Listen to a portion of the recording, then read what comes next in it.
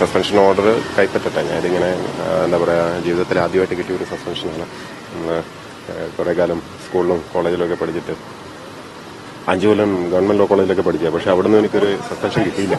അപ്പൊ ഞാൻ ഇതൊന്ന് പോയി കൈപ്പറ്റട്ടെ, എന്നിട്ട് എന്താന്ന് നോക്കട്ടെ. അറിയില്ലപ്പ, ഞാൻ ഇതൊന്ന് നോക്കട്ടെ, എന്താ സാധനം എന്ന് കണ്ടാലല്ലേ എനിക്കറിയുള്ളൂ. താങ്കളുടെ വിശദീകരണം ചോദിക്കുകയാണ്, താങ്കൾക്ക് സസ്പെൻഷൻ നൽകി എന്നുള്ളൊരു പരാതിയുണ്ട്.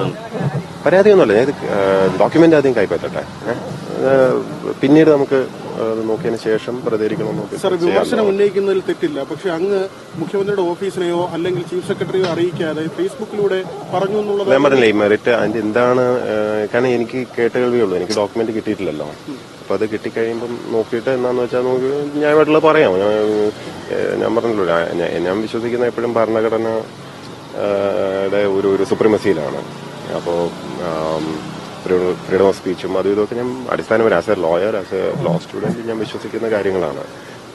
ശരിയും തോന്നുന്ന കാര്യങ്ങൾ പറയുന്നതിൽ തെറ്റില്ല എന്നാണ് എന്റെ അഭിപ്രായം. ഞാൻ ബോധപൂർവ്വം ഇതുവരെ ഒരു ചട്ടവും ലംഘിച്ചായിട്ട് എനിക്ക് അറിയത്തില്ല. പക്ഷെ അതാണ് ഞാൻ പറഞ്ഞത്, ഞാൻ ഇപ്പൊ ഇതിനകത്ത് കാണാതെ ഒരു ഡോക്യുമെന്റ് കാണാതെ ചുമ്മാ പറയുന്നത് ശരിയല്ലല്ലോ. തോന്നുന്നുണ്ടോ? കാരണം വേറെ ആളെ ബാലൻസ് ചെയ്യാൻ വേണ്ടി ഇരാക്കിയെന്ന് തോന്നുന്നുണ്ടോ? ഇതൊക്കെ ഡോക്യുമെന്റ് നോക്കിക്കഴിയുമ്പോൾ കുറച്ചുകൂടെ വ്യക്തം സംസാരിക്കാമല്ലോ, ഞാൻ പറയാം. പക്ഷേ ഫ്രീഡം ഓഫ് സ്പീച്ച് എന്ന് പറയുന്നത് അബ്സല്യൂട്ട് അല്ല എന്നാണ് ഇന്നലെ ടി കെ നായർ ഉൾപ്പെടെയുള്ള മുതിർന്ന ഉദ്യോഗസ്ഥർ പറയുന്നത്. അത് പരിമിതികളുണ്ട്. ആ പരിമിതികൾ താങ്കൾ ലംഘിച്ചു. മാത്രമല്ല, വ്യക്തിപരമായി പരിഹസിക്കുന്ന രീതിയിലുള്ള പരാമർശം നടത്തി അദ്ദേഹത്തിന് വട്ടാണെന്ന രീതിയിലുള്ളവരൊക്കെ. ഞാൻ പറയാത്ത കാര്യങ്ങളൊന്നും പറയല്ലേ, പറയാത്ത കാര്യങ്ങൾ. മനോരോഗി എന്നൊക്കെ താങ്കൾ ഞാൻ പറഞ്ഞിട്ടില്ലേ, ഇഡിയംസ് ആൻഡ് ഫ്രേസസ് എന്ന് പറഞ്ഞിട്ട് റെനൻ മാർട്ടിന്റെ ഒരു പുസ്തകമുണ്ട്, ഇഡിയംസ് ആൻഡ് ഫ്രേസസ്. അത് ഇംഗ്ലീഷിലുള്ള ഇഡിയംസ് ആൻഡ് ഫ്രേസസ് ആണ്. അതുപോലെ മലയാളത്തിൽ ഒത്തിരി ഇഡിയംസ് ആൻഡ് ഫ്രേസസ് ഉണ്ട്, പ്രയോഗങ്ങളുണ്ട്. അത് ഭാഷാപരമായിട്ടുള്ളൊരു സംഭവമാണ്. പ്രത്യേകിച്ച് സിനിമയായിട്ടൊക്കെ ബന്ധപ്പെട്ട് കുറെ പ്രയോഗങ്ങളൊക്കെ ഉണ്ട്. ഇതിനെപ്പറ്റി ഇപ്പൊ ഞാൻ ക്ലാസ് എടുക്കുക ആളല്ല, പക്ഷെ ഭാഷയല്ലേ അതിനകത്ത് ഒരു ഫ്രീഡം ഓഫ് സ്പീച്ച് എന്ന് പറഞ്ഞു കഴിഞ്ഞാലും റൈറ്റ് ടു എക്സ്പ്രസ് ആണ്. Right to freedom of speech is also right to offend. അല്ലാതെ എല്ലാവരും സുഖിപ്പിച്ചുകൊണ്ട് സംസാരിക്കണമെന്ന് ഭരണഘടനയിൽ പറഞ്ഞിട്ടില്ല. നമ്മളെ റെസ്ട്രിക്ട് ചെയ്യുന്നത് കോണ്ടക്ട് റൂൾസ് ആണ്. കോണ്ടക്ട് റൂൾസിനകത്ത് സർക്കാരും സർക്കാർ നയങ്ങളും വിമർശിക്കരുതെന്ന് പറയുന്നുണ്ട്. അപ്പോൾ ഞാനീ പറഞ്ഞ ഓർഡർ കണ്ടില്ലല്ലോ, ഞാൻ നോക്കട്ടെ, നോക്കിയിട്ട് അതിലെന്താണ് പറഞ്ഞിരിക്കുന്നതെന്ന് അപ്പോഴേ എനിക്ക് അറിയില്ല.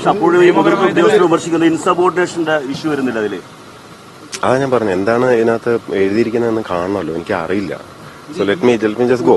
ഓക്കെ, നിങ്ങൾ കാരണം ഞാനൊരു കാര്യം വിട്ടെ, ചിത്തരോഗി എന്ന് പറയുന്ന വാക്കിന് ഒറ്റ അർത്ഥമേ ഉള്ളൂ, മറ്റെന്തെങ്കിലും അർത്ഥപ്പെടുന്നതിന്റെ ആർക്കും അറിയില്ല. അങ്ങനെ ഒരു പരാമർശം ഇപ്പൊ പറഞ്ഞോട്ട് ഞാൻ ഡോക്യുമെന്റ് കാണട്ടെ എന്ന് 1-2 തവണ പറഞ്ഞു.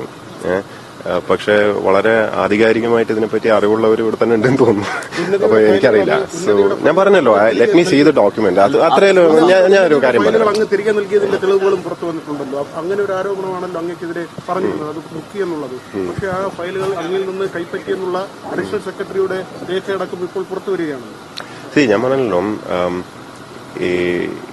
ഇപ്പൊ ഈ സസ്പെൻഷൻ ഓർഡറുമായിട്ട് ബന്ധപ്പെട്ടിട്ട് എനിക്ക് ആ ഡോക്യുമെന്റ് കാണാതെ എനിക്കൊന്നും പറയാൻ അറിയില്ല. അതിൽ വ്യക്തമായിട്ട് എഴുതിയിട്ടുണ്ട്, അത് ഞാൻ കണ്ടിട്ടില്ല. സിവിൽ സർവീസിൽ താങ്കൾ ഒരു സ്പർദ്ധ ഉണ്ടാക്കാൻ ശ്രമിച്ചു തന്നെയാണ് ആ ഓർഡർ എഴുതിയിരിക്കുന്നത്. ഞാൻ പറഞ്ഞല്ലോ, സാധാരണ ഓർഡറുകളൊക്കെ നമുക്കാണ് കൺവേ ചെയ്ത് വരിക. അതിപ്പം നിങ്ങൾക്കൊക്കെയാണ് കിട്ടിയെന്ന് പറയുന്നത്, എനിക്കറിയില്ല. എനിക്ക് കിട്ടിക്കഴിയുമ്പോൾ എന്നെ ഒന്ന് പറയാൻ പറ്റും. ഞാൻ ഒന്ന് കിട്ടിക്കഴിഞ്ഞിട്ട് അത് നോക്കിയിട്ട് പറയാമല്ലോ. ഞാൻ ഇവിടെയും പോകുന്നില്ല, ഇവിടെ തന്നെ ഉണ്ട്. അപ്പൊ അതാ ഞാൻ പറഞ്ഞത്, കേരളത്തിൽ ഒരു വലിയ പ്രശ്നം എന്ന് പറഞ്ഞാല് സത്യം ഉറക്കെ പറയുക, ഇതൊക്കെ പറഞ്ഞു കഴിഞ്ഞാൽ ആക്ടിവിസമോ അല്ലെങ്കിൽ പൊളിറ്റിക്സോ അങ്ങനെയൊക്കെ ലക്ഷ്യമുണ്ടെങ്കിൽ മാത്രമേ അതിനൊരു പ്രത്യേക ഒക്കേഷനൊന്നും വേണ്ട.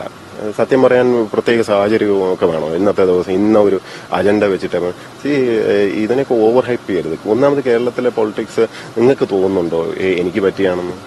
അല്ല, നിങ്ങൾക്ക് തോന്നുന്നുണ്ടോ? സത്യമായിട്ട് പറ. ഒരു ഫെയർ ആയിട്ടുള്ളൊരു കാര്യം പറയാനോ ഒരു സത്യമായിട്ടൊരു കാര്യം സംസാരിക്കാനോ ഇവിടെ എനിക്ക് ഭരണഘടന തരുന്ന അവകാശമുണ്ട് എന്ന് മാത്രമേ ഞാൻ വിശ്വസിക്കുന്നുള്ളൂ. അതിനിങ്ങനെ കോർണർ ചെയ്യേണ്ട കാര്യമൊന്നുമില്ല തന്നെ. ഇപ്പൊ ഈ പറഞ്ഞുകൊണ്ട് അയാൾ ഇങ്ങനെ പറഞ്ഞു, മറ്റേ ആളിങ്ങനെ പറഞ്ഞു, മറിച്ച് അവരുടെയൊക്കെ അഭിപ്രായം അവർ പറയുന്നു. ഞാനൊരു നിയമം പഠിച്ച വ്യക്തിയാണ്. എന്നെ സംബന്ധിച്ചിടത്തോളം കുറച്ചുകൂടെ ക്ലാരിറ്റി ഉണ്ട് എന്നാണ് എന്റെ വിശ്വാസം. സുപ്രീം കോടതി വിധികളൊക്കെ ഈ വിഷയത്തിൽ ഇഷ്ടം പോലെ ഉണ്ട് താനും. വേണമെങ്കിൽ നിങ്ങൾക്ക് തന്നെ തപ്പിയെടുക്കാവുന്നേ ഉള്ളൂ. ഇതെല്ലാം ഞാൻ സ്പൂൺ ഫീഡ് ചെയ്യേണ്ട കാര്യമൊന്നുമില്ലല്ലോ. Facts are facts. ഫാക്ട് നിങ്ങൾക്ക് തന്നെ നേരിട്ട് പരിശോധിക്കാവുന്ന കാര്യങ്ങളുള്ളൂ. ഇപ്പം ഒരു ഒരു മാധ്യമ സ്ഥാപനം വ്യാജ വാർത്ത ചമയ്ക്കുമ്പോൾ അതിന്റെ ഫാക്ട്സ് പുറത്തു വരുമ്പോൾ മറ്റുള്ളവർക്ക് ശരിക്കും അത് ബ്രേക്ക് ചെയ്യാവുന്നതാണ് അല്ലെ? ഇത് കള്ളമാണ്, പേരെടുത്ത് പറയാം, ഇന്ന സ്ഥാപനം എങ്ങനെയാണ് അവർ വ്യാജമായിട്ടൊരു വാർത്ത ചെയ്യുന്നത്, ഇതൊക്കെ പുറത്തു വരാമല്ലോ. അത് എന്റെ പണിയല്ല അത് ഫീൽ ചെയ്യേണ്ട. സോ എനിവേ അത് പോട്ടെ. ഞാൻ ഇവിടെ തന്നെ ഉണ്ട്. നമുക്ക് ഞാൻ ഒന്ന് പോയിട്ട് വാറോല കൈപ്പറ്റട്ടെ. ഏതാണ് വ്യാജ വാർത്ത എന്ന് താങ്കൾ പറയാം? ഞാൻ പറഞ്ഞല്ലോ, ഇവിടെ കാര്യം പറഞ്ഞാൽ മനസ്സിലാവുന്നതായിട്ട് ഞാൻ പറഞ്ഞിട്ടുണ്ട്. ഞാൻ പോകട്ടെ. ഒരു കാര്യം കൂടി